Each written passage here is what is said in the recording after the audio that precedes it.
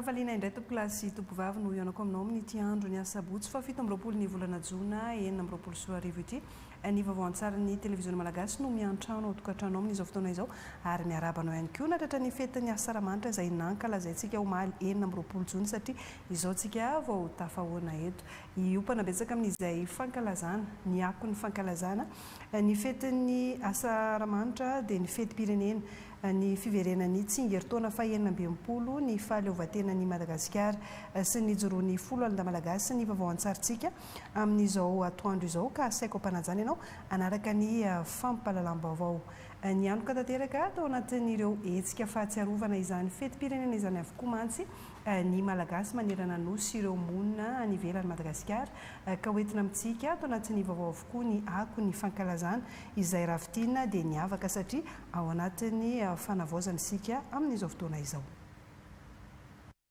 Hitantsongadina ny hafaliana sy ny firaisan-kina teto Ambovombe Androy nandritra ny fankalazana ny faha 20 taona ny iverenan'ny fahaleovatena ny Madagasikara. Raha ampitahina tamin'ny taona lasa dia hita fa nanomboka maraina dia efa nindroatra sy feno olona ny arabe ka samy tonga nanotrona izany fotoana manatantara izany ireo vahoaka avy amin'ny fokontany samihafa, ireo mpianatra, ny fikambanana ary ireo sokajin'olona maro. Nanao filarana ny tanjozotrana ny monjy ny kianjana an-daboly, toerana nanatanterana ny mato sy ny lanonana ofisialy ireo mpandray anjara rehetra ka nandritra izany dia naneho ny maizy azy ireo tsirairay avy amin'ny alalan'ny fitafina mampiavaka ka tena nisongadina manokana ny fitafy mamalagasy sy ireo dia mirindra amin'ny alalan'ny tsinjaka izay isan'ny kolontsaina mampiavaka ny Androy. Tamin'ny folora maraina kosa dia fa tonga teny an-toerana ireo manam-pahefana sy ireo vahiny saina nandritra ny lanonana dia nisy ihany koa ny fametrahana ny mariboninahitra Chevalier de l'Ordre National ho fankasitrahana ny asa sy ny fandraisana anjara vitan'izy ireo ary avy eo dia niroso tamin'ny matso ofisialy. Samy nandray anjara avokoa ireo mpitandro ny filaminana, ireo mpianatra ary ireo fikambanana isan-tsokajiny. Mariana moa fa fokontany misa 17 no mandrafitra ny komina Ambovombe Androy ary maro tamin'ireo mponina ireo ny tonga nanotrona sy neranan-kalaza ny faha 20 taona ny iverenan'ny fahaleovatena ny Madagasikara.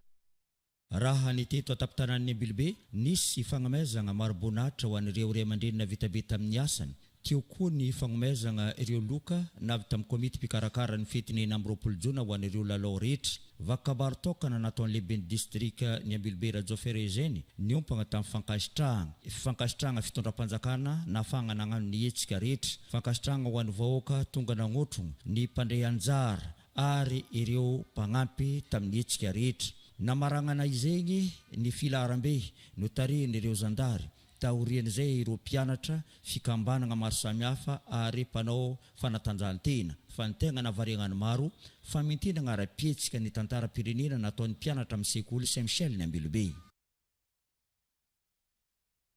Tamin'ny 7:30 minitra no nigadona teto amin'ny toerana hanatanterana ny fankalazana ny tsingerenan'ny faha 20 taona ny nahazoana ny fahaleovatena ny lehiben'ny distrikan'ny Marlambo niaraka tamin'ny komandin'ny brigadiny gendarmerie avy hatrany tonga dia niroso tamin'ny fanangana saina sy ny firedrona ny era-pirenena malagasy avy ny fisafonana ny diatafika nitoy tamin'ny kabaro fanentanana ka izay rehetra nandray fitenena teto dia samy nagnamafy ny mahazava-dehibe ny fanovana toe-saigna mitarika amin'ny lohahevitra hoe fanavaozana ho an'ny fampandrosoana ny Madagasikara. Nitoy tamin'ny maso lehibe izay nitarihiny avy ao anivon'ny gendarmerie pirenena esikara-kolosaina maro sy ara-panatanjahantena nentina nankalazana ny feti-pirenena ny 20 volana jona taty amin'ny distrikan'ny Marlambo. Nisy ihany koa ny fanadiovana ny toerana hanatanterahana ny lanonana. Avy eo dia nivavaka iresa-pinoana izay notanterahina tao amin'ny Adventiste. Nisy ihany koa ny arana tamin'ny FFKM izay natao tao amin'ny fiangonana katolika. Anisan'ny tegna nahavoro olona maro ny fandefasana afomanga ny arivarivana zomana nanomboka tamin'ny 7 ora ny alovan'ny fitondrana rendrina manodidina ny tanàna. Navitrika ny fandraisana anjara nataon'ireo olom-pirenena izay nanehoany ny fitiavan-tanindrazana amin'ny ankapobeny milamina ny fankalazana ny feti-pirenena taty anivon'ny distrikan'ny Marlambo.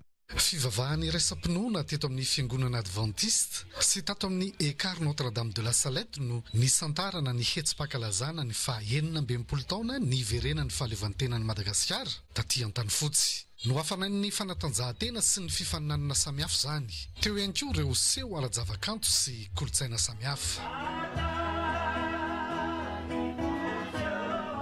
fotoan-dehibe ho anay aty an-tany fotsy izany hoe hijery afomanga. Hafaliana tsy nisy toy izany ny an'ny mpianakavy, ny sapokotany, afa-po tanteraka tamin'ny faharetana sy ny fisehon'ny afomanga ny rehetra ny takarivan'ny 20 jona, ka tsy tsaroana intsony na ny falavitan-toerana na ny hatsika mamirifiry fa dia nakafy tsy nisy toy izany. Ny kianjara Jaona Justin Toboniary no nandraisana ny fankalazana ofisialy. Taorianan'ny fananganana ny sainam-pirenena dia niroso tamin'ny fisafona ny Andian-tafika, ny lehiben'ny distrika Rasoanirina Hantry ny aina sy ny kapitaine Rakotondraibe Joary Manantena manamboninahitra mpandrindra ny asan'ireo zandary eto an-tany fotsy. Efa niomana fatratra ny amin'ny seho sy ny fihetsika mandritry ny matso ny isam-pikambanana samihafa, ka dia nirindra sy nafinaritra aok'izany ny matso notariny ny tandroka arony vozina. Rafitinina, fety lavitry ny loza, lavitry ny fifandirana, nanjakany ny fifankatiavana tanteraka, ny fety taty aminay. Fanavaozana ho fampandrosoana amin'ny Madagasikara.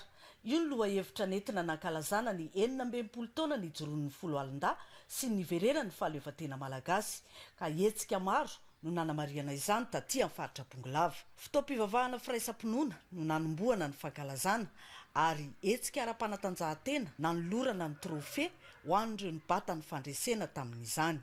Nisy ny podium teo anoloan'ny lapan'ny tanàna izay nentina nankalazana ny fête de la musique, ka nisokafa ny ramatoa lehibe ny faritra tamin'ny fomba ofisialy izany. Ny fanindran-dalana tamin'ny fankalazana ny iray volan'ny teny malagasy izay nokarakarain'ny fitalevam-paritra ny serasera sy ny kolontsaina, ka notolorana boky sy sertifika ireo tafakatra tamin'ny fifaninanana tononkalo sy kabary. Ny arivan'ny 20 jona no niara-ny fanotrina ny rehetra tamin'ny fandefasana ny afomanga lehibe ny fitondrana arendrina izay notarihan'ny avy eo anivon'ireo tafika malagasy. Ny andro ny 20 jona teny amin'ny Kianja Maitso, lanonana nasionaly fisafona ireo andian-tafika nataon'ny prefet Antsiron'ny Mandidy Andriamatoa Rahery Arsata Fenitodosoa manodidina ny Kianja ary ny fanolorana ny mari-boninahim-pirenena ny Chevalier de l'Ordre National. Niavaka kely tamin'ity fa nisy ny démonstration izay nataon'ny polisy-pirenena rehefa nisy malaso manafika ny tanàna. Taorian'izay no niroso tamin'ireo matso lehibe famindrana ho an'ireo mpitandro ny filaminana isatsokajiny. Ny sampandra-ra-panjakana rehetra izay samy voasolo tena teto avokoa nanao famindrana manoloana ny tribune. Teo ihany koa ny sekoly miankina sy tsy miankina amin'ny fanjakana ary ireo fikambanana mijoro eto amin'ny faritra Bongolava. Nofaranana tamin'ny filaharan'ny fiara kooperativa toy ny Trans Bongolava, ny Manitra Plus ary ireo bajaja miasa eto anivon'ny faritra ny fankalazana ny 20 jona teto amin'ny renivohitr'ny faritra Bongolava, teto Joroany Mandidy. 20 jona 1700 20 jona 20 feno 20 taona katroka ny fitsingerenan'ny taona nahazahoana ny fahaleovantena fanavaozana ho an'ny fandrosoan'ny Madagasikara. Natomboka tamin'ny fanangana saina isa-tokantrano sy ny herivelona rehetra ny fankalazana ny fetin'izy roa ny folo alin-da malagasy sy nahazahoana ny fahaleovantena taty amin'ny distrikany Akora. Nisy ny fanimpoam-pivavahana iraisam-pinoana tao amin'ny fiangonana Eglizy Katolika Romanina Akora ho fangataham-pitahiana ho an'ny tanindrazana. Narahana ny fankalazana ny fetin'ny mozika ihany koa izay nafanahy ny mpanakanto voamisonitra avy etỳ an-toerana ihany. Ny fahadimy amby roapolo ny volana Jona hariva dia nisy ny arendrina sy ny afomanga lehibe ho tandidy ny fanilo miampita ho an'ny taranaka faramandimby amin'ny fitiava-tanindrazana. Ny ivon'ny fankalazana dia natomboka tamin'ny famohamandry manodidina ny tanàna ary notohizana tamin'ny fanatanterahana ny maso lehibe izay natao teny amin'ny kianjan'ny Simikota eny Morafeno izay nandraisa ny herivelona rehetra anjara sivily sy miaramila ary ny fikambanana maro samihafa natrehan'ireo olom-boafidy sy olom-boatendry izay tariny lehiben'ny distrikany Akora ramatoa efa nivoany Philippe Estena. Fanavaozana ho afandrosoan'ny Madagasikara tsy diso anjara tamin'ny fanamariana ny fetim-pirenena ny teto Vatomandry ny 20 ny volana Jona teo efa nanamarika izany tamin'ny alalan'ireo hetsika maro samihafa. Ny takariva 20 Jona la retraite au flambeau naray ny afomanga avy tamin'ny fitondram-panjakana izay natao teny Modramasina ka nateo aza ny orana sy ny atsikana mirifiry dia totosa soamantsara izany. Ny andro ny 20 Jona ny famotaona teto amin'ny kianjan'ny distrika ny rehetra izay nahitana ireo olom-boafidy sy olom-boatendry dia nisy olom-bavam-bahoaka ny Madagasikara Sofira Tsiraka sy ny ben'ny tanàna. Natomboka tamin'ny fananganan-tsaina sy fisafon'ny andian-tafoka ny fandaharam-potoana nataony lehibe ny distrika ny Vatomandry Ravelonmiako Silverer Niaina sy ireo manamboninahitra miaramila naraina fametrahana maro-boninahitra pirenena ka iraina hazo ny Chevalier de l'Ordre National. Tsy nisy teto ny kabary fanimbiasana fa taoriny ny fanehoana talenta nataony ireo mpanao vagodraza mpandihy basesa sy ireo mpanao haiady dia niarany tany zotra ny rehetra ny azo ny lalam-pirenena A manoloana ny bazary be izay toerana nanatanterahana ny matso. Nitarika ny matso adjudant major Rakoto ary manana Jean Christian nandray anjarany avy tao amin'ny 3e CINTS ny 2e compagnie d'infanterie ambony folo gendarmerie pirenena police pirenena ny avy tao amin'ny fandrarana ny fonja ary ireo sampandrara samihafa ny mpianatra ny fikambanana isan-tsokazany. Nisongadina trano ny fanehoana fitafy malagasy ary nahitana fitombony koa ireo mpandray anjara tamin'ny matso. Izany rehetra izany ny alohavan'ny vavaka firaisampinoana tao amin'ny fiangonana Ekara ny Alahady 12 ny volana Jona teo izay nikarakarainy ireo ray aman-dreny ara-panay avy ao amin'ny FFKM. Ny kopakopaka ny sainam-pirenena malagasy teto amin'ny renivohitra ny distrika ny Finarivbe nandritra ny ivo ny fankalazana ny fety ny 14 Jona, fety ny foloalindasy ny fa-20 taona ny verenan'ny Madagasikara amin'ny fahaleovantena ity. Arak'izany dia ny foloalindano ny tarika ny lalonana teto ny alohavan'ny fisafona ny andian-tafika nataony ny commandant d'ensemble ny lieutenant Fidelahy Kabia Michel izay lefitra faharoa ny vondrotopo-paritry ny gendarmerie eto Fianarivbe.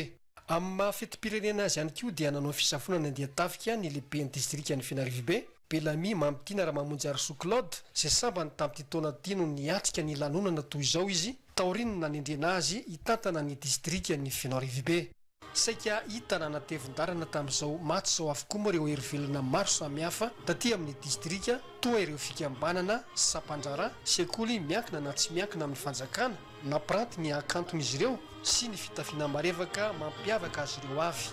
Hetsika maro samihafa moa no entin'ny vahoaka ny Fianarivbe nandravaka ity fetim-pirenena Andriamandeha ity koa akoatra ireo fifaninanana maro samihafa na ara-panatanjahantena na ara-kolotsaina dia balle populaire sy afomanga no namaranana ny fotoana.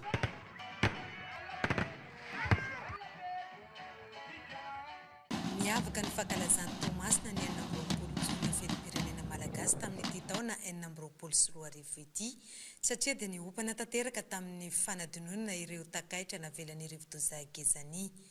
Dingana vaovao manomboka eto no hiatrehan'ny Tomasina dia ny fiarenana tanteraka. Natomboka tamin'ny alalan'ny fisafoan'ny andian-tafika izay notariny lehiben'ny filohan'ny Tomasina ny lanonana. Teo ihany koa ny fanomezana maro-boninahitra ho an'ireo raika amin'ny 30 mianaday na vita be teto amin'ny faritra Atsinanana. Avy eo dia niroso tamin'ny maso lehibe izay nitariny ireo folo alinday.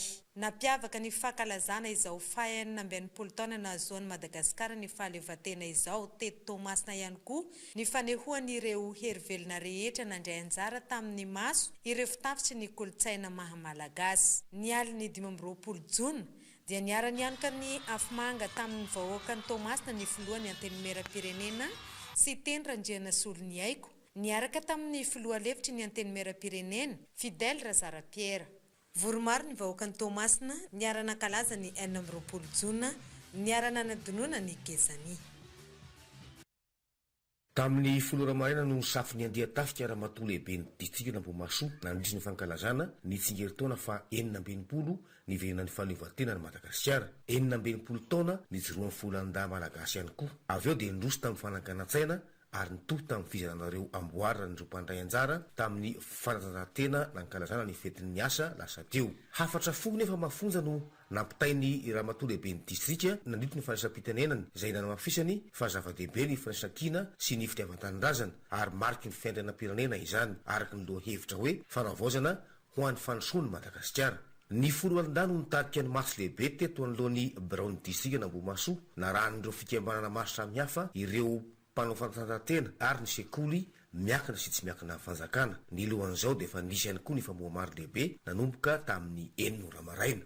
Tamin'ny 20 Jona kosa dia efa nanomboka ny podium lehibe namomezana lanja ireo mpanakanto tamin'ny alalan'ny Fiesta de la Musique. Nisy ihany koa ny vavaka ho an'ny tanindrazana nataon'ireo fiangonana zandriny sy ny FFKM.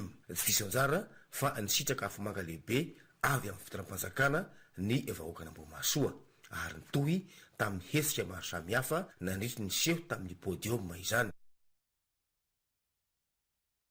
Hetsika maro no nentina nankalazana ny 19 taona niverenan'ny fahaleovantena taty amin'ny distrika ny Soavinandriana. Natao tao amin'ny fiangonana FLM ny vavaka ho an'ny tanindrazana no tarihan'ny FFKM firaisana Soavinandriana. Fatalohan'izay dia nisy ny azakazaka ho an'ny firaisan-kina sy fanatanjahantena. Ny ariva amin'ny 5 jona kosa akoatran'ny fitondrana arendrina dia niangoka tanteraka tamin'ny afomanga lehibe izay naharitra ela kokoa ny poniny Soavinandriana. Ny andron'ny 4 jona ivon'ny fankalazana tokony ho tamin'ny folora sasany maraina teo eo no nigadona nanoloana ny trampon'olona izay nanatanterana ny lanona ofisialy ny lehiben'ny distrika ary avy hatrany dia nisafo ny andeha tafika sy ireo mpandray anjara tamin'ny matso izy niaraka tamin'ny komanda ny topatry ny zandarmariam-pirenena. Avy eo dia niroso tamin'ny fametrahana ny maro-boninahitra ho an'ireo nahavita be teto amin'ny firenena. Fa niavaka teto ny fanoloran'ny solombavamboaka ny Madagasikara voafita aty amin'ny distrika Soavinandriana Andriamatoa André Nason Rivosetra maro-pakasitrahana ho an'ireo izay nanao asa mendrika sy nahavita be teto amin'ny distrika. Nofaranana tamin'ny matso lehibe teto ny fotoana izay notarihan'ny mpitandro filaminana naran'ireo fikambanana maro samihafa skoto sy mpianatra. Tsy adino ihany koa ireo sahirana sy zokiolona fa nahazo fanomezana avy amin'ny solombavamboaka sy ireo mpiasam-panjakana sy ny mpandraharaha ary ny oniversite ny tasy. Fisafonany andeha tafika nataon'ny lehiben'ny distrika sy ny komandany topatry ny zandarmariam-pirenena Manandrina no nanombohana ny fankalazana ny andron'ny 20 jona taty an-toerana mialohan'ny nirosona tamin'ny fananganana ny sainam-pirenena malagasy izay manam-pirofo fa firenena mahaleo tena i Madagasikara ary manana ny fiandrianany. Ireo rehetr'ireo izay noravahan'ny hetsika ara-kolotsaina toy ny fakotrazana sy ny fifaninanana tononkalo niompana tamin'ny lohahevitry ny fankalazana ny 19 taona niverenan'ny fahaleovantenan'ny Madagasikara. Teo ihany koa ny fanolorana ny loka ho an'ireo nibata fandresena nandritry ny fifaninanana ara-panatanjahantena avy amin'ny filohalevitry ny antenimera-pirenena faritany Fianaratsoa Andrianjanahary Fanomezantsoa solombavamboaka voafidy tato amin'ny distrikany Manandrina ary ny matso lehibe notarininy avy eo anivon'ny zandarmariam-pirenena izay isan'ny mankalaza ny tsingeritaonan'izy ireo ihany koa teny 19 taona ny Jorondry. Ireo rehetr'ireo izay nialohavan'ny Afinandriana ny andron'ny 5 jona ka akoatran'ny fanolorana ny amboara ho an'ireo tompon-dakan'ny azakazaka bisikileta dia nisy ny fampisehoana maimaim-pona avy amin'ny lehiben'ny faritra Morony Mania sy ny solombavamboaka ty an-toerana mialohan'ny arendrina sy ny afomanga.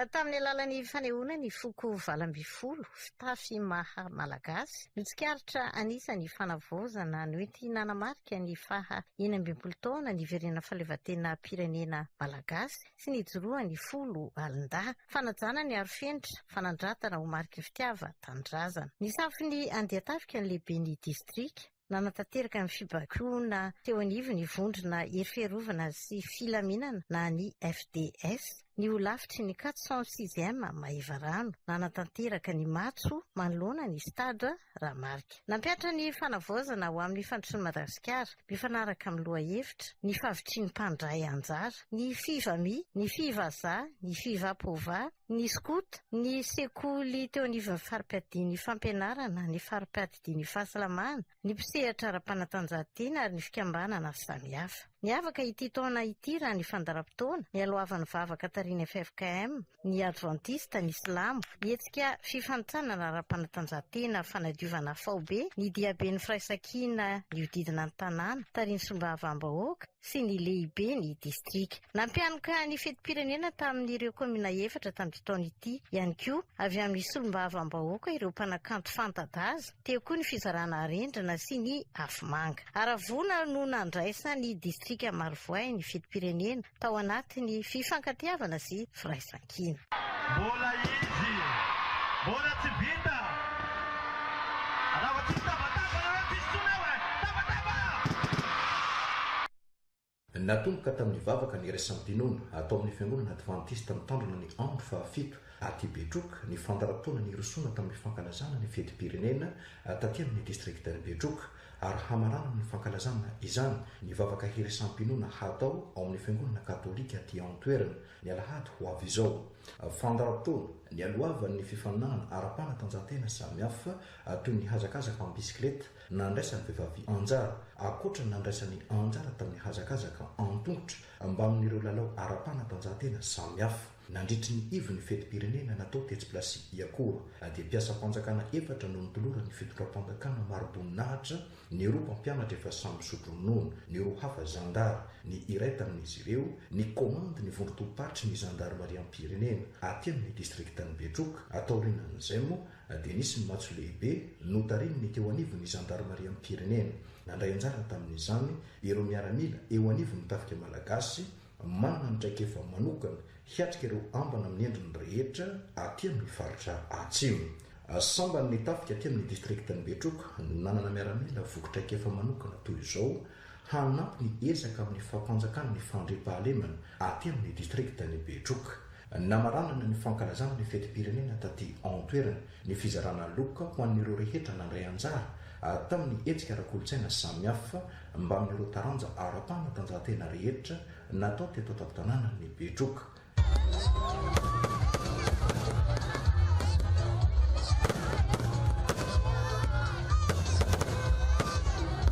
Olom-pirenena miisa 7 mianadahy no nitolorana maroboninahitra teo amin'ny asa soa natao teto amin'ny firenena. Maroboninahitra farany ambony Grand Croix de 10e classe ny farina tamin'ny fankasitrahana arak'asa izany.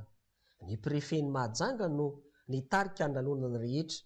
Nambarany filoha lefitry ny antenimieram-pirenena taty Mahajanga fa miezaka mametraka ny fitiavan-tanindrazana ny rehetra hoy izy. Nisantarana tamin'ny matso lehibe nandraisany reto mpitandro ny filaminana anjara ny fetiny 20 Jona 2022. Nanaraka ny toromarika ny filoham-pirenena ny fanavaozana ny vahoaka ny Mahajanga. Nandray anjara tamin'ny filaharana ihany koa ireto sekoly miankina sy ny tsy miankina amin'ny fanjakana, ireo fikambanana mijoro ara-panjakana, ny mpanao fanatanjahantena.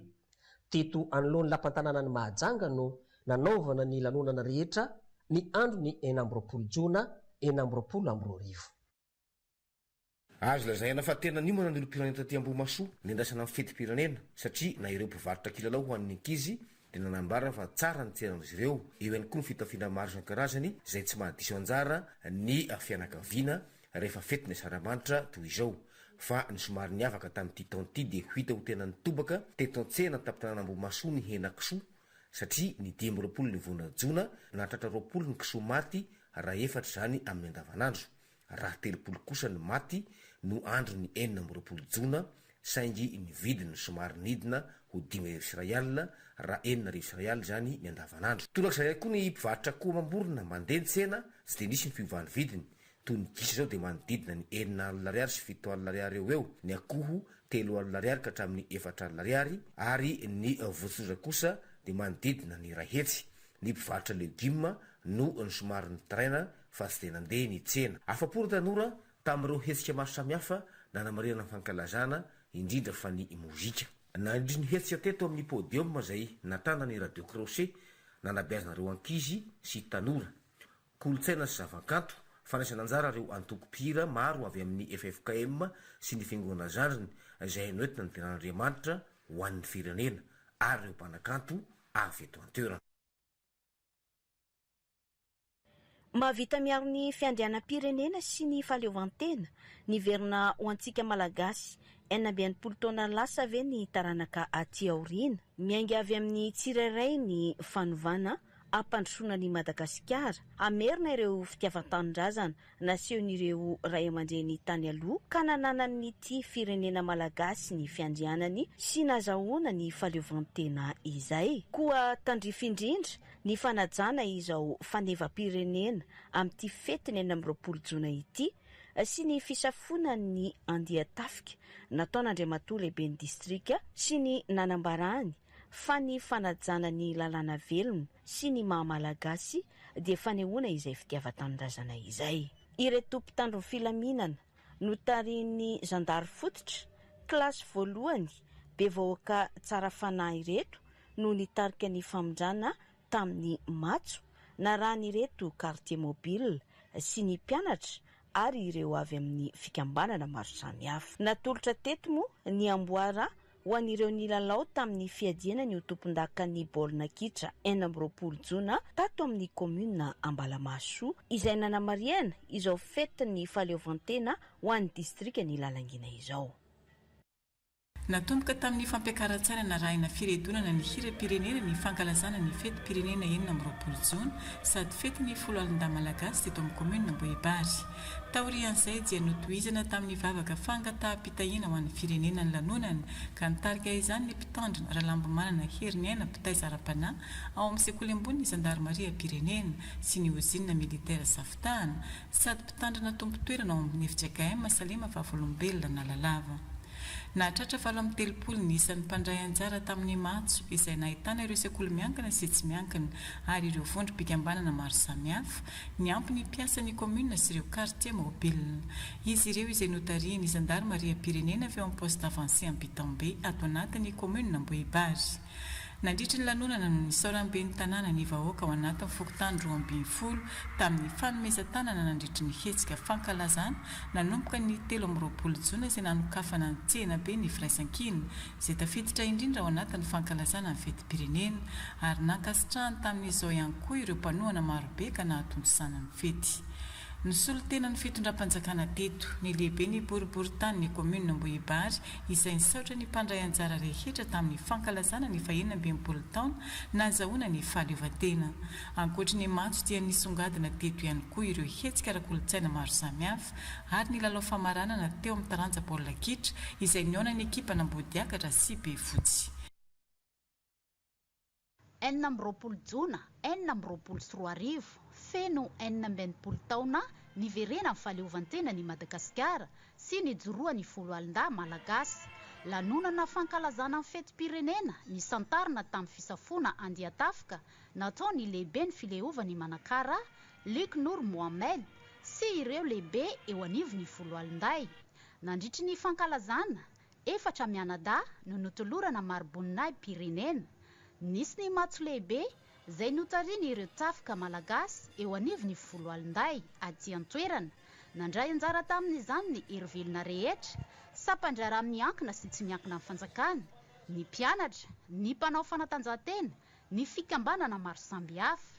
Nanome voninahitra izay lanonana fankalazana amin'ny fety pirenena 2023 izao.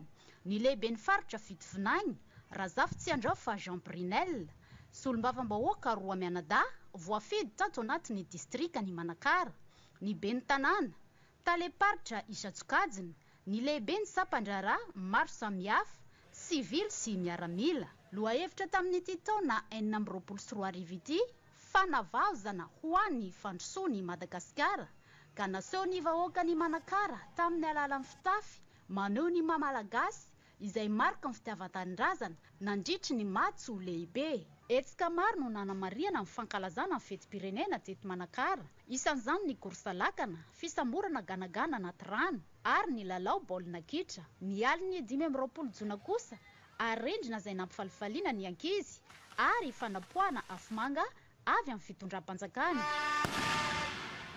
Firaisan-kina tanteraka ny olom-boafidy sy ireo olom-boatendry taty Tolagnaro. Nandritra ny hetsika nanamarihana ny faha 40 taona niverenan'ny fahaleovantena ny Madagasikara izay namoha maso indray ny fitiavan-tanindrazana ho an'ny olom-pirenena malagasy. Hita teto avokoa ireo hetsika maro samihafa, ny ara-kolontsaina, ny ara-panatanjahantena sy ireo maro tsy voatanisa. Ka toy ny mahazatra ny andro ny 20 jona dia nisy ny fisafoana ny Andiatafika narahina matso lehibe ny fanaovan'ireo folo alin-dahy. Nanamarika izao fotoana izao ihany koa ny filaharana izay nandraisan'ireo vonjikery, fikambanana, sapandraharaha, miankina sy tsy miankina, mpianatra, anjara mba ho fanomezan-danja ny fety pirenena ka mba ho fanavaozana ho an'ny fandrosoan'ny Madagasikara. Nanamarika ny fety pirenena malagasy ny loko mena maitso fotsy hita amin'ny seho maro samy hafa teto nandritra ny fankalazana ny 20 taona nazahoana ny fahaleovantena sy ny orenan'ny folo alin-da. hetsika rehetra natao ho an'ny tato amin'ny distrika Anatanambao Manampontsy ny santarina tamin'ny fotoam-bavaka iraisam-pinoana teto amin'ny fiangonan'ny FJKM ny trotronom-bavaka ny firenena. Taorinan'izay ireo hetsika maro samihafa fampilalaovana ireto ankizy. Tsy afa-misaraka amin'ny fetim-pirenena ny fanatanjahantena teo amin'ny taranja basket sy fotony karakarainy ny solombavam-baoaka sy ATM ka nandresy tamin'ny dingana famaranana teto no nahazo ity loka omby sy ondry ny arendrina ho an'ny ankizy avy tamin'ny solombavam-baoka no zaraina teny ivon'ny parcelle ary samy ny sitraka no fanarahana ny afomanga ny rehetra ny 26 Jona ivon'ny fankalazana ny tombo ny isan'ny mpandray anjara tamin'ny matso.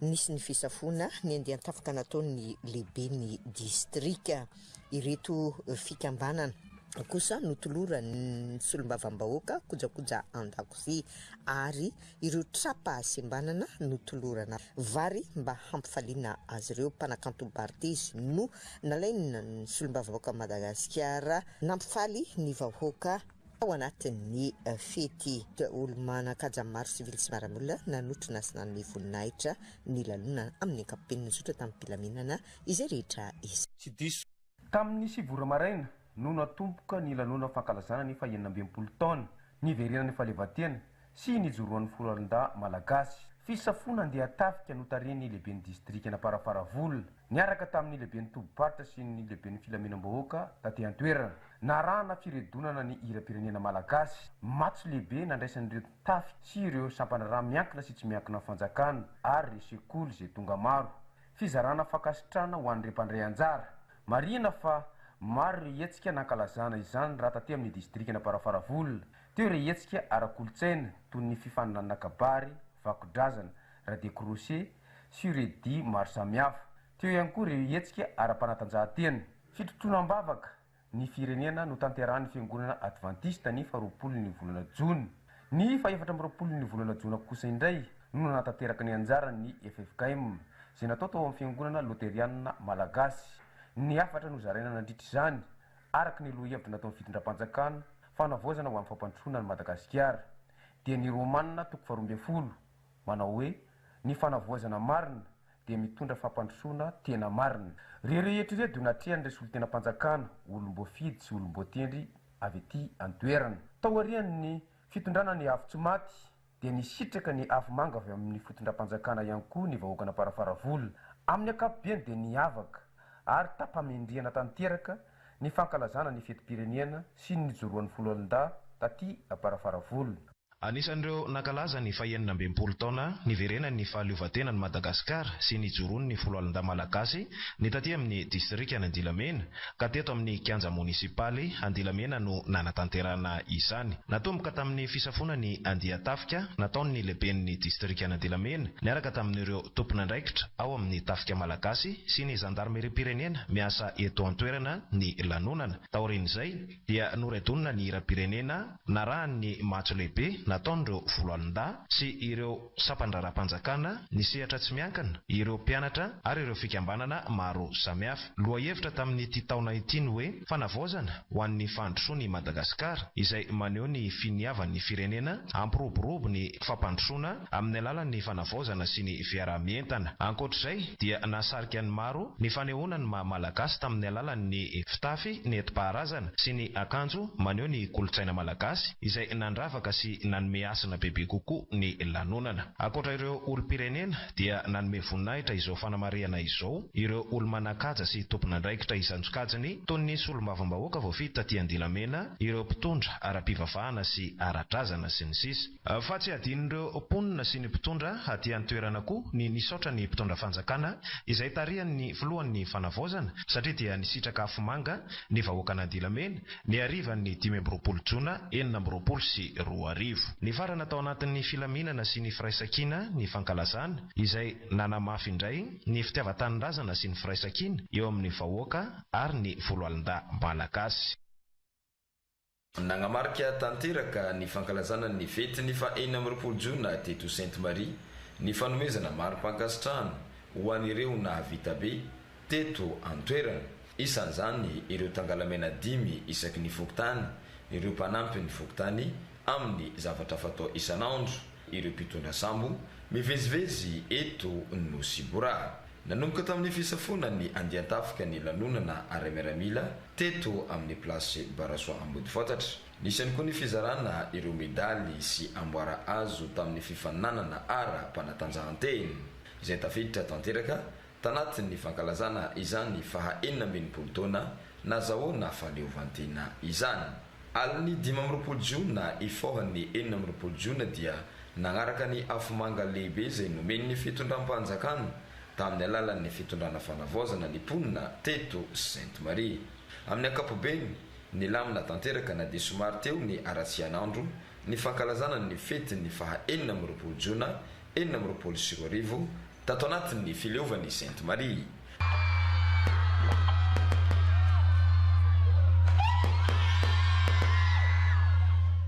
Ho famporisihana hatrany anireo sekoly sy ny mpianatra handray anjara amin'ny matso amin'ny fety pirenena dia notoloran'ny lehibeny distrikany Sakaraha fankasitrahana ny sekoly mendrika indrindra tamin'ny matso tamin'ity taona 2024 ity dia ny CG eto Sakaraha izany. Raha ny taty amin'ny distrikany Sakaraha manokana dia hetsika maro samihafa no nentina nankalazana ny faha 40 taona nijoroan'ny folo alindahy malagasy sy niverenan'ny fahaleovantenan'ny Madagasikara. Zay no santarina tamin'ny vavaka firaisam-pinoana notantarahina tao amin'ny toby fanantenana ankilivalo notarihiny FFKM. Amin'ny maha iray volany ankizy ny volana jiona dia nisy ny karnaval lehibe namakivaky ny tanànan'ny Sakaraha nataonisy ireo. Ny fanapoana ny bala afomanga avy tamin'ny fitondram-panjakana. Ny androny 14 Jona kosa androny fankalazana dia natomboka tamin'ny fisafoana anireo andian-tafika ny lanonana zay notarihiny lehibeny distrika. Naraina fanolorana ny maribonahy pirenena ka roa no nitolorana Chevalier de l'Ordre National. Nofaranana tamin'ny matso lehibe izany rehetra izany zay nandraisan'ny rehetra anjara ny folo alindahy malagasy ireo mpianatra ary ireo fikambanana maro samihafa aty amin'ny distrikany Sakaraha. Natomboka tamin'ny antsapitiava-tanindrazana noreton'ireo tokopihira rehetra mitambatra ny fanamariana ny faha 40 taona ny verenan'ny fahaleovantena pirenena sy ny joron'ny folo alindahy malagasy ny 20 Jona 2024 ho an'ny distrikana Ambatolampy. Taorin'ny firetonana ny ira-pirenena dia anisany fisafoana ireo andian-tafika izay nitarihan'ny lehiben'ny distrikana Ambatolampy. Iray ny olona notolorana maribonahy pirenena ny officier de l'ordre national tamin'ity fotoana ity. Taorin'izay ny matso lehibe niarahana tamin'ireo folo alindahy eto amin'ny distrikana Ambatolampy, ireo sampandraraha rehetra, ny sekoly, ireo sehatra samihafa miankana sy ny tsy miankana amin'ny fanjakana.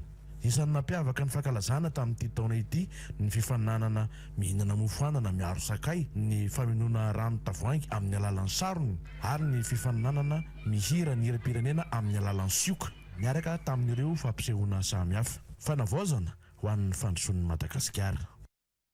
Nisongadina nandritra ny fankalazana ny fety-pirenena tamin'ity taona ity ireo karazana fitafy malagasy nampiavaka ireo manam-pahefana sy ireo olo-pirenena niatrika ny fankalazana ny fety-pirenena tato amin'ny kominina Betsinjaka ato amin'ny distrika ny Toliara-Faro izay nampisehoana ny maha-malagasy. Raha samy naneo ny fanamiana avokoa ireo mpianatra sy fikambanana nandray anjara tamin'ny matso fankalazana ny faha 40 taona nazahoan'ny malagasy ny fahaleovantena. Manandanja ho an'ny olo-pirenena ity andro ny 14 Jona ity izay niverenany ny fahaleovantena ny Madagasikara sy nijoroa ny folo alindahy. Fotoana ihany koa hamelomana ny afom-pom-pitiava-tanindrazana ato anatintsika ka ifanomentanana hampandrosa ny Madagasikara. Nisy ihany koa ny fanampoana afomanga ny alakamisy tao amin'ity kominina ity sy fanomezana loka ho an'ireo nandray anjara tamin'ny lalao ara-panatanjahantena. Raha taty amin'ny distrikany Mapikony dia maro ireo hetsika noentina nankalazana ny faha 40 taona niverenan'ny fahaleovantena ny Madagasikara. Nanomboka tamin'ny faha 18 ny volana Jiona zany rehetra zany. Ankoatran'ireo faninanana ara-panatanjahantena azonrehetra nandraisana anjara sy ny faninanana ara-javakanto sy ny kolotsaina dia nampiavaka ny fankalazana ny fety ny namangin'ireo lehiben'ny sampahana fandraraha ireo olona manana toetena varira ka nanomezana azy ireo panier garnier. Ny arivo moa dia nisy ny fitondrana arendrina mamakivaky ny tanàna ary ny farana tamin'ny fanapoahana bala afomanga. Ny andro ny 4 jona nanomboka tamin'ny 10 ora maraina dia efa nisy ny famoamandry mamakivaky ny tanàna ary nitoy zany tamin'ny filaharambe zay ny farana tao amin'ny kianja Jotod George. Taony nanaovana ny lanonana rehetra toy ny fisafona ny andian-tafika, ny divakodrazana sy ny kabary ny fandimbiasa izay samy nanamafy ny teny filamatra fanavoazana ho an'ny fandrosoan'ny Madagasikara ary no faranana tamin'ny matso lehibe izay nataon'ireo mpitandro ny filaminana. Nizotra ampilaminana avokoa ny lanonam-pankalazana. Hetsika fitiavan-tanindrazana no nanihonana ny tena malagasy no hita nandritra ny fankalazana ny 20 jona taona 2024 teto Analanjirofo. Fisafona andian-tafika no nataon'ny prefet Mahatou Denis Jocelyn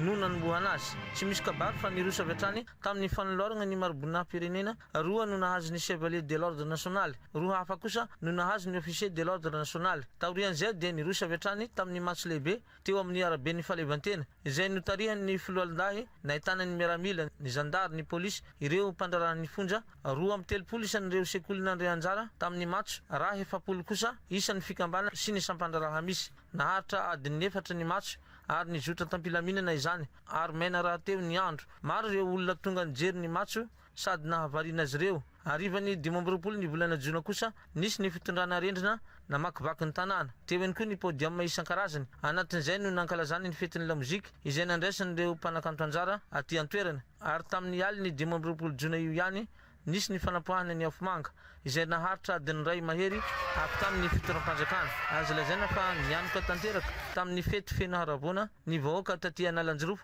Ankoatran'izay dia nisy ihany koa ny fotoam-pivavahana ho fangataham-pitahina ho an'ny tandrazana. Tsy latsa-danja amin'izany ihany koa ny fifaninanana ara-panasanantena samihafa.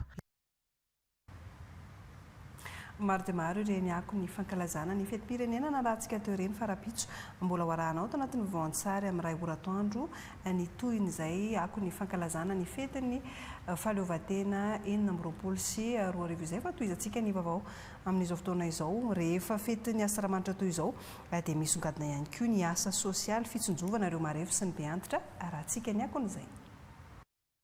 Zoky olona 500 olona manana olana ara-pahasembanana 200 ary ireo olona marefa ara-pivelomana miisa 300 no nisitraka sakafo mafana, akanjo ary arendrina avy tamin'ny lehibe ny faritra Matratrambony sy ny vaty amanjanany entina hamalifaliana azy ireo ao anatin'izao fankalazana ny fetim-pirenena izao. Ity hetsika ity notomombana dia teo ny fiarah-miasan'ny mpiara-miombona antoka maro ny avy ao amin'ny fiadidian'ny tanàna ny tranobe ny faritra Matratrambony. Nanantanteraka ny asa kosa ny avy ao amin'ny fitelavam-paritry ny mponina sy ny firaisan-kina.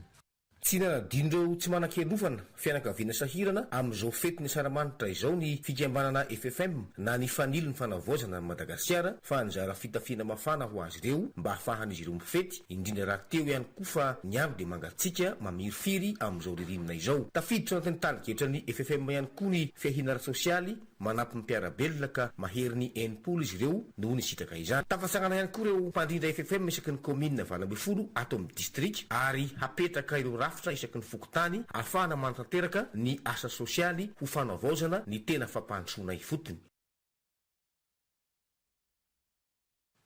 Fankalazana izay 20 jona izay ihany dia nomen-danja nandritra ny fetim-pirenena tao amin'ny komina Alakamisy ny Fenoarivo ny hetsika sosialy sy ny fampialana voly ny vahoaka ny 15 sy ny 20 jona lasa teo fanadihadiana.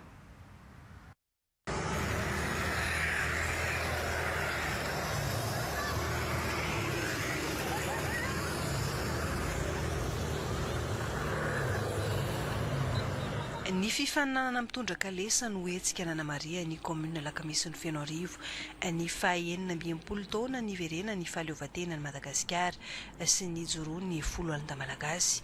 Fampiraisana ireo tanora ao an-toerana sy ireo mpiavo no tena tanjon'ny hetsika. Mampalaza ny komina hoy aho satria dia hatrambola kely na ireo ray aman-dreny izay atao hoe fa nahazo taona dia ny lalao an'izany kalesa zany avokoa teto anivon'ity komina ity. Dia isorana an'Andriamanitra moa fa dia nerendoza izay tsy nisy naratra ny mpilalao sy ny ankizy rehetra lalao an'izay kalesa izay omaly. Ankoatran'izay hetsika fialamboly izay dia nojo ireny ben'ny tanàna sy ny mpanolotsaina eto amin'ny komina Alakamisy ny Fenoarivo ihany koa ny fiahina ireo zoky olona rehefa anatin'ny asa ramanitra toy izao. satria dia raha mahalala fa rehefa fiatotra zao a ireo zokiolona ireo dia tsy de misy mahatsiaro loatra dia zay no antony anatanteranay eto anivon'ny commune ny fahatsiarovana azy ireo amin'izay fizarana an'izay voarambo ny tanana izay hoentin'izy ireo mankalaza miaraka amin'ny vahoaka malagasy izay fankalazana ny fetim-pirenena izay. Ito ny asa sosialy ho tanteran'ny commune ho fitsonjovana ireo mponina ao aminy. Nanentana ny malagasy mpiray tanindrazana mba tena olom-pirenena vanona sy mandray andraikitra ny filoha nasionaly ny fikambanana fonena manoloana ny fiverenana ny fahaleovantenantsika izao tokony miaingy eny anivo ny fokotany no ahafahana mitondra fampandrosoana maritra fanampanazavana. Ny fokon'olona no vahaolana sy teny filamatra fotsiny izany lalatsaina fomba fijery tetikasa ho an'ny firenena. Nandritra ny taona maro ny fandimby dia nisy fomba maro nitadiavana fampandrosoana ho an'ny Madagasikara, na ny avy amin'ny fanjakana na ny avy amin'ny tetikasany mpiara-monibonantoka eny na ny rindran-damina avy amin'ny tsena. Nisy tokoa ny ezaka sainga adino ilay tena fototra araky ny satany ira-pirenena vahoaka miadana sy finaritra. Izahay dia mino fa rehefa voarina indray ny fampitokisana anaty fokon'olona mandray andraikitra ny olo-pirenena miara manapa-kevitra ny olombelona dia afaka miova ny tantara ny firenena. Sy antoko politika natsangana ifaninana amin'ny fifidianana fotsiny, tsy ONG mizara fanampiana fotsiny, fa etsiky ny olo-pirenena manangana fiarahamonina afaka mijoro amin'ny heriny. Izany natao hoe fonena. Ny olona no fototra, ny fokotany no toerana, ny fokon'olona no hery ary ny asa miprovo. Zany no antony ilazainay hoe miasa aloha vao misafa. Tsy mampananteny izahay fa mampiseho vokatra miabo. Tamin'ny Toliara dia efa naseonay izany tamin'ny fanarenana sekoly, fanohanana ny fanabeazana, fampidirana rano sy angovo, fanampiana ireo trabona ary fananganana tambazotra matanjaka eny ifotony. Tsy tetikasa tsirairay ireo fa porofo ny fomba fiasa ny fonena. Ankehitriny dia tonga eto Analamanga izahay rehefa na eny ny etaeta ny fiarahamonina.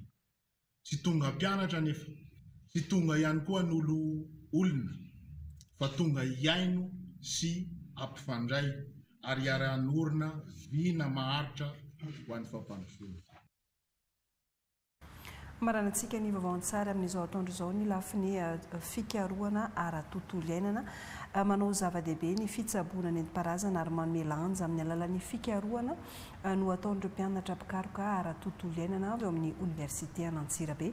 Manoloana izany nanao fitsidihana atao amin'ny atialam-panjakana tampolo feno arivo atsinanana ireo mpianatra ahafahan'izy ireo manampy ny traikefan'ny Edy Ramananjavy. Efa manomboka miverina ny fampiasana ny zavaboary izay tsy misy fiantraikany amin'ny ratsy amin'ny fahasalamany. Isan'ny manampy betsaka amin'ny fikarohana ataon'ny retim-pianatra ny fisian'ny alarovana atialam-panjakana tampolo feno arivo esta ary manan-karena amin'ny zava-maniry atao fanafody amin'ny atiala ity. Mitondra an'ireto mpianatra reto zahay L2 amin'ny université mba handalina sy hianatra ny kolotsaina voalohany nentim-paharazana. Tanjona molavolana an'ireto mpianatra reto moa amin'izay mention environnement zay dia ny mba voalohany hiaro sy hitantana ny zavaboary amin'ny araka ny tokony ho izy ary indrindra ihany koa hay hanome lanja sy hampiasa izany zavaboary izany. Isa-taona moa zany dia tondra mpianatra ao amin'ny L2 environnement, ny mention environnement ny tenanay ny tsipo ao amin'ny mpampianatra mba ahafahana mandrato ny fahalalana ity toerana ity fotony hanamafisana ny traikefa izay efa nanan'ny mpianatra ao an-tsekoly ary ihany kokoa dia zao dia efa mianatra ny fahaizana miasa sady eo anivo ny fiarahamonina. Ho an'ny mpianatra dia tombony ho azy ireo ary ilaina amin'ny fampianarana ny fidinana izao. Hijery ireo karazana espèce végétale indrindraindrindra mba ampiatra fantatra hoe inona kay le tena antony anarana any ampianarana satria raha tsy mandeha mijery fotony aty anivon'ny fiarahamonina izay dia tsy mahafantatra hoe aika izao ny tena ilain'ny fiarahamonina, aika izao ny tena fampiasan'ity zavatra ity, dia izay mahatonga ny mandeha an'ty alavitra ty mihitsy satria izay efa ny Antsirabe tonga ty mihitsy mba hijery fantatra alala ary ihany koa afaka mampita hoe izao tokony arovana an'ireto zavatra reto. Ity faritra arovana vaovao ity dia tsy natao fizahantany na hoe fakafizana an'ireo karazana zava-manan'aina ihany fa anatin'ny sehatra anankiray fanabeazana sy fandratoana fahalalana fanamafisana ny fahalalana izay azo zany ka amin'ny maha-mpampianatra pikaroka anay ihany koa zany dia miara-miasa mivantana amin'reto mpampianatra pikaroka reto koa izahay miara-misa lahy zany amin'ny fanatsarana ny kalitao ny fampianarana amin'ny sehatra ny fampianarana ambony zany. Anatin'ny fanajana ny tontolo iainana ny fikarohana atao izao. Tapitra ny vaovao-tsary tompo kilasy boky vavy ankasitrahako anao nanaraka izany hatramin'ny farany mametraka ny veloma mandra-peona ho amin'ny manaraka indray. Veloma tompoko.